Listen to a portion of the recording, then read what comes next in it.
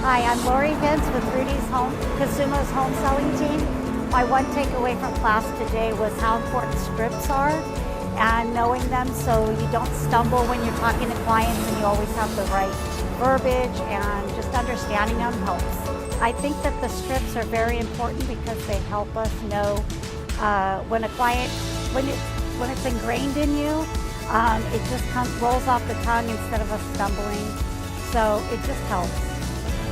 It helps us helping the clients because instead of trying to think of the words, if you've already know the scripts and you've memorized them, you're not thinking about what you're going to say. It just comes off freely. It helps you get more information from the client, which helps you serve them better. Overall, I'm satisfied with how the class went today and how much I've learned, and I'm looking forward to more classes like this. Thank you, Margaret. Hi everyone, my name is Ryan. I'm with Team New Vision.